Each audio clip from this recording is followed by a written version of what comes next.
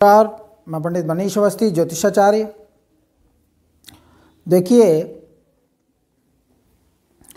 अनन्याश्चिन्तयन्तो माम ये जनाः पर्युपासते तेषाम नित्याभियुक्ता नाम योगक्षेमं वाहम्यहम्। भगवान कहते हैं आप मेरा चिंतन करें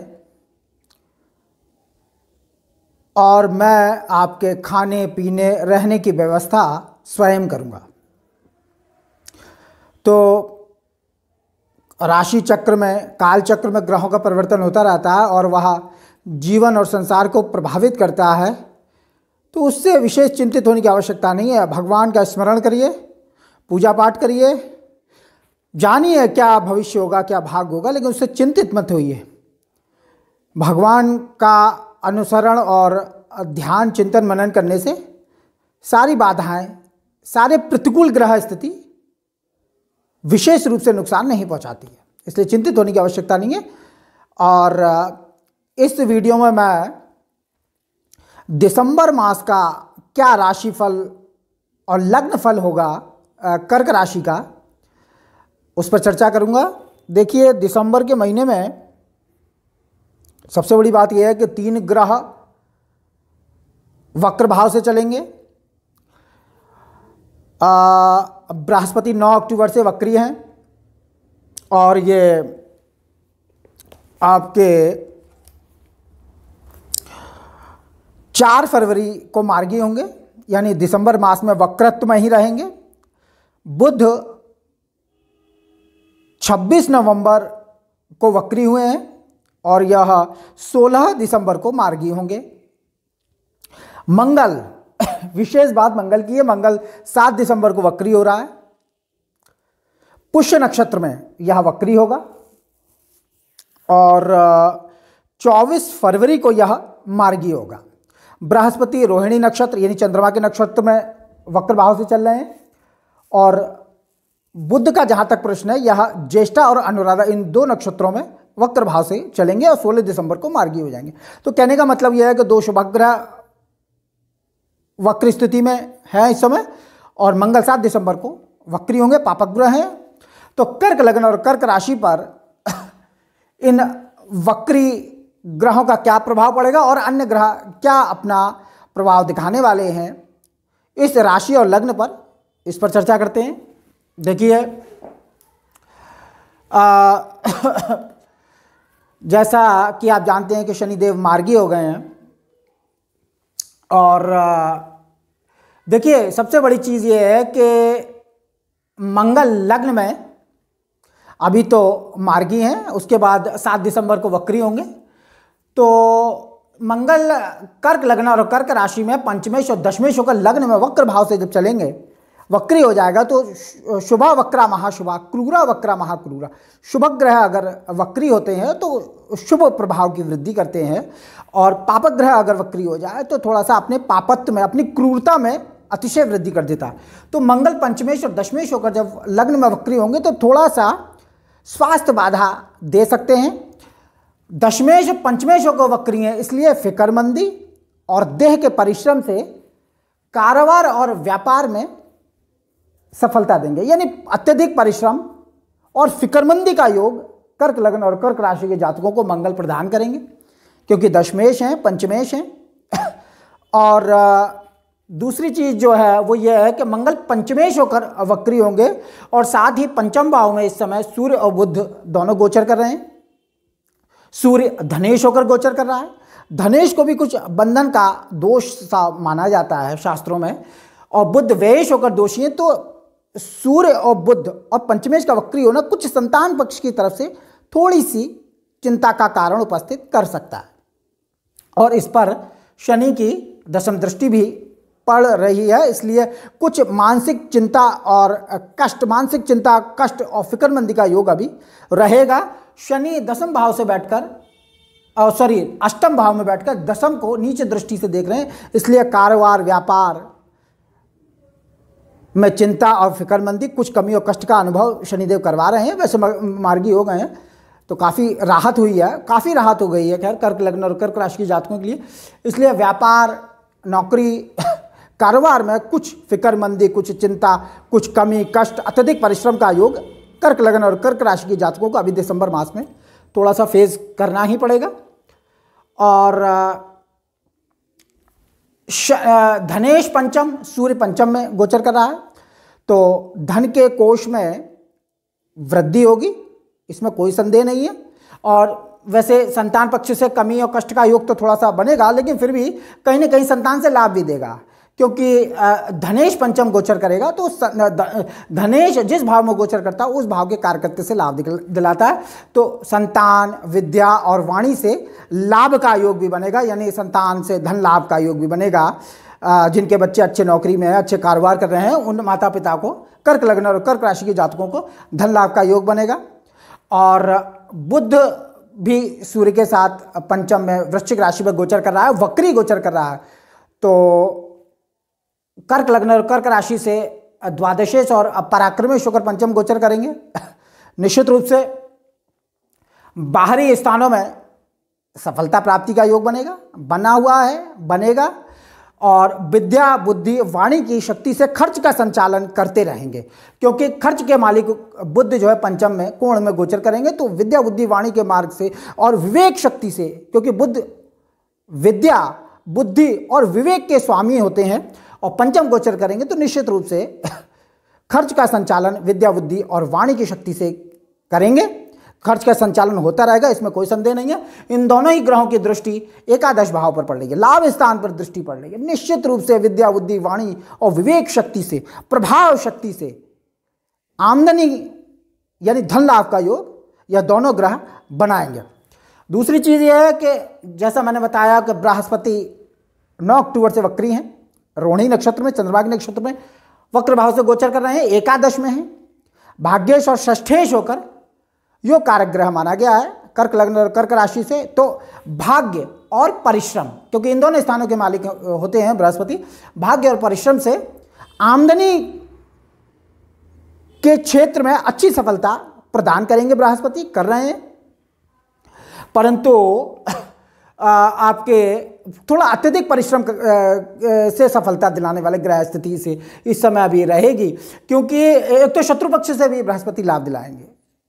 इस बात का विशेष ध्यान रहे कि षष्ठेश जब लाभ में गोचर करता है तो लड़ाई झगड़े झंझट शत्रु पक्ष से लाभ दिलाने वाला होता है, और आपकी मनोकामना पूर्ति दिलाने वाले होंगे, क्योंकि वक्री है, बृहस्पति वक्री होकर गोचर कर रहा है। निश्चित रूप से 9 अक्टूबर के बाद से थोड़ा सा आय अच्छी प्राप्त हुई है, आमदनी मोटी आमदनी प्राप्त हुई है, कुछ इच्छाओं की पूर्ति भी बृहस्पति करवाएंगे। और परंतु आमदनी में पाप पुण्य का ख्याल निश्चित रूप से रखेंगे, क्योंकि बृहस्पति भाग्येश है, नैसर्गिक रूप से शुभ ग्रह है, और कर्क लग्न और कर्क राशि में जो है वह भाग्येश होता है। इसलिए धन प्राप्ति में थोड़ा सा पाप पुण्य का विचार रखेंगे। पाप कर्म से धन प्राप्ति की विचारधारा नहीं होगी, शुभ कर्मों से धन लाभ का विशेष योग बना हुआ है।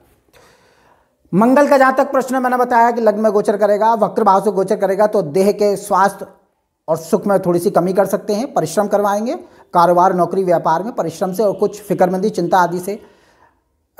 विकास तो होगा, परंतु अभी अधूरा विकास होगा, पूर्ण विकास नहीं होगा, कुछ कमी रहेगी।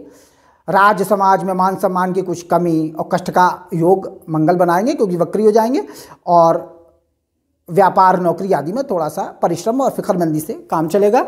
मंगल की चौथी दृष्टि जो है वो आपके माता, भूमि, मकान, वाहन स्थान पर पड़ेगी, और चतुर्थेश स्त्री स्थान में गोचर कर रहा है, इसलिए माता, भूमि, मकान, वाहन की तरफ से सफलता प्राप्त होगी, सुख और आनंद प्राप्त होगा। और मंगल उच्च दृष्टि से सप्तम भाव को देख रहे हैं, इसलिए विशेष परिश्रम करके दैनिक रोजगार में सफलता प्राप्त होगी। दाम्पत्य जीवन में शुक्र जो मकर राशि पर 2 दिसंबर से गोचर करेंगे 28 दिसंबर तक, निश्चित रूप से दैनिक रोजगार और दाम्पत्य जीवन में सुख और सफलता प्रदान करेंगे। माता, भूमि, मकान, वाहन की तरफ से भी सुख और आनंद की प्राप्ति होगी, और शुक्र चूंकि लाभेश भी है, इसलिए दैनिक रोजगार से निश्चित रूप से लाभ प्राप्त होगा। वैवाहिक जीवन से लाभ की प्राप्ति का योग, यानी जीवन साथी से भी लाभ, आर्थिक लाभ के योग बनेंगे, स्त्री वर्ग से भी लाभ का योग बनेगा। और अगर आप पार्टनरशिप में काम करते हैं तो भागीदार से भी लाभ का योग बनाएगा।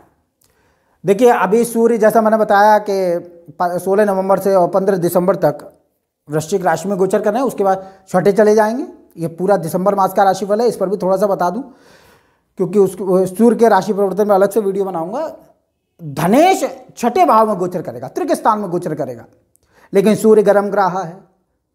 तीसरे, छठे, 10वें और 11वें स्थान में गर्म ग्रह अच्छा फल देता है। धनेश जब छठे स्थान में गोचर करेगा निश्चित रूप से प्रभाव शक्ति से धन लाभ देगा, परंतु धन के कोष में कुछ कमी हो सकती है, क्योंकि धनेश त्रिक में चले जाने से धन के कोष में कमी होगी और खर्चा बढ़ जाएगा 15 दिसंबर के बाद से। इस बात का आप विशेष ध्यान रखें, क्योंकि सूर्य छठे बैठकर द्वादश को देखेगा मित्र बुद्धि की राशि में, तो खर्चे बढ़ेंगे दिसंबर मास में।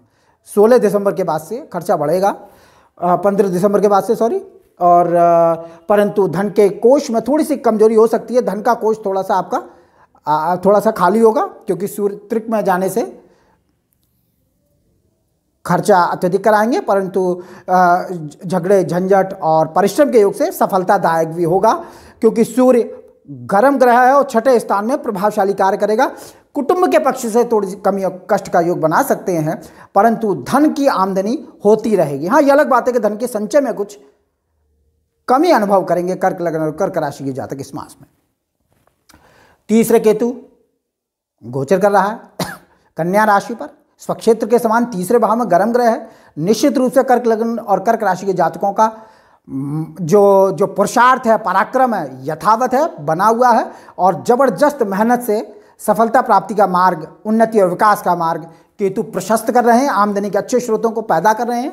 बृहस्पति एकादश में भाग्य बल से, परिश्रम से आमदनी के स्रोतों को प्रदान कर रहा है, आमदनी प्रदान कर रहा है। पंचम दृष्टि तृतीय स्थान पर है और यहाँ केतु गोचर कर रहे हैं, शुभ ग्रह की दृष्टि में है। निश्चित रूप से लेकिन भाइयों के पक्ष में थोड़ी सी कमी और कष्ट का योग थोड़ा सा बनेगा, क्योंकि क्रूर ग्रह केतु, राहु केतु तीसरे में पुरुषार्थ, परिश्रम और साहस की वृद्धि तो करते हैं, परंतु भाई बहनों से थोड़ा सा संबंधों में कटुता को उत्पन्न कर देते हैं, थोड़ा द्वेष रहता है। परंतु तीसरे में केतु का गोचर जो है वो थोड़ा सा जब गोचर करते हैं केतु और राहु तीसरे में, तो शील और दया का थोड़ा सा अभाव सा कर देते हैं। इंसान थोड़ा सा कठोरता का व्यवहार करता है। और शत्रु पक्ष में निश्चित रूप से विजय प्राप्ति का योग बना हुआ है। और 15 दिसंबर को सूर्य छठे आ जाएंगे, तो ऋण, रोग और शत्रु पर प्रभाव रहेगा। शत्रु का पराभव होगा, ऋण, रोग और शत्रु पर नियंत्रण सूर्यदेव करेंगे। तीसरे केतु का गोचर बहुत शुभ है। मैं समझता हूँ अकेला केतु ऐसा ग्रह है जो कर्क लग्न और कर्क राशि के जातकों का पुरुषार्थ और पराक्रम बनाए हुए है और बहुत मेहनत भी करवा रहा है, क्योंकि तीसरे घर में, छठे घर में और एकादश घर में गर्म ग्रहों का गोचर मेहनत और परिश्रम से ही सफलता देता है, परंतु सफलता मिलती है क्योंकि गर्म ग्रह निश्चित रूप से अच्छा प्रभाव दिखाते हैं। राहु मीन राशि पर भाग्य स्थान में गोचर कर रहे हैं सितंबर 23 से, और थोड़ा सा भाग्य पक्ष में अत्यधिक मेहनत और परिश्रम करनी पड़ रही है कर्क लग्न और कर्क राशि के जातकों को। ठीक है वो तो, लेकिन इतना ध्यान है राहु पहले मेहनत करवाते हैं। राहु केतु परिश्रम, भय, कष्ट, कठिन परिश्रम और कमी के गुणों को उत्पन्न करते हैं। भाग्य पक्ष में ये सारे गुण देखने को मिल रहे हैं कर्क लग्न और कर्क राशि के जातकों को, परंतु ये निश्चित है कि अंत में सफलतादायक होते हैं। निश्चित रूप से मैं समझता हूँ कि राहु जब स्थान छोड़ेंगे मीन राशि को, और शनि की ढैया 29 मार्च को खत्म हो रही है, 18 मई को राहु का भी परिवर्तन हो जाएगा, तब तक मैं समझता हूँ कर्क लग्न और कर्क राशि के बहुत से जातकों का मैं समझता हूँ कि बहुत अच्छी स्थिति में यह ग्रह स्थिति पहुँचा देगी। हाँ, तो ये, लेकिन ये गोचर के ग्रहों का फलादेश है। अगर जन्म पत्रिका में ही कोई दशा विशेष रूप से खराब जा रही है तो एक अलग विषय है, अन्यथा लग्न और राशि से गोचर का ये जो फलादेश है ये प्रभावी होगा, इसमें कोई संदेह नहीं है। और शनि जो है वो अष्टम गोचर कर रहा है, तो आयु की वृद्धि कर रहा है, पुरातत्व का लाभ दे रहे हैं, दैनिक जीवन में सफलता प्राप्ति का योग तो बना रखा है, परंतु तीसरी दृष्टि कारोबार और राज समाज, मान सम्मान के भाव पर पड़ रही है, तो इन मार्गों में थोड़ा सा कमी, कष्ट और अत्यधिक परिश्रम करवा रहे हैं। और धन के कोष में कुछ ना कुछ कमी निश्चित रूप से शनि की दृष्टि बनाकर बैठे हुए शनिदेव, तो धन का कोष उतना नहीं बना पा रहे हैं कर्क लग्न कर्क राशि के जातक जितना वो चाहते हैं, क्योंकि शनि की दृष्टि पड़ रही है। तो मैं समझता हूँ कि दिसंबर मास में जो राशि और लग्न का जो फलादेश है कर्क लग्न का, वो उत्तरोत्तर ठीक है, अच्छा है। और 16 दिसंबर के बाद जो है वो ऋण रोग और शत्रु पर नियंत्रण होगा। और मंगल वक्री हैं, थोड़ा सा मेहनत करवाएंगे, निश्चित रूप से करवाएंगे, सफलता देंगे, परंतु मेहनत से कुछ फिक्रमंदी से काम होगा। ग्रह स्थिति विचारणीय है, आमदनी होती रहेगी दिसंबर मास में, पैसा आएगा, मनोकामनाओं की पूर्ति होगी, मार्ग प्रशस्त होगा, शत्रु पक्ष पर विजय रहेगी, ऋण रोग और शत्रु पर विजय, परंतु खर्च की अधिकता 16 दिसंबर के बाद बढ़ेगी। 7 दिसंबर के बाद थोड़ा सा परिश्रम अधिक हो सकता है क्योंकि मंगल वक्री हो जाएंगे। सूर्य बुध का गोचर धन लाभ विद्या बुद्धि विवेक से करवाता रहेगा। जो लोग अध्ययन रहते हैं वह व्यस्त रहेंगे और कुछ विवाह आदि में जाने का भी निमंत्रण आदि का जो है वो कोई कार्ड वगैरह आपको मिलेगा। और किसी पुराने परिचित से मुलाकात हो सकती है दिसंबर मास में कर्क लग्न और कर्क राशि के जातकों को। तो स्वास्थ्य थोड़ा सा नरम गरम हो सकता है, धन का कोष बढ़ा रहेगा, बना रहेगा, कुछ कमी होगी परंतु धन के कोष में वृद्धि रहेगी। भाइयों के सुख में कुछ कमी कष्ट के साथ सफलता का योग है।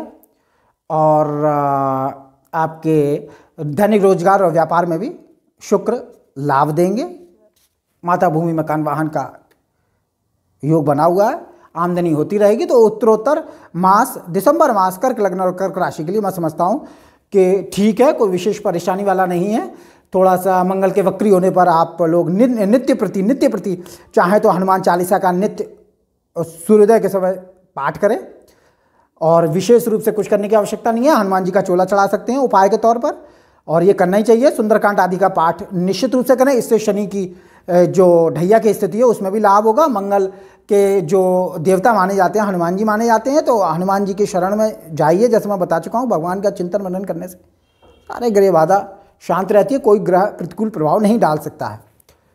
और बाकी सब भगवान पर छोड़िए, जानिए समझिए, परंतु चिंता की आवश्यकता नहीं। भाग्य और भगवान पर सब कुछ छोड़ देना चाहिए।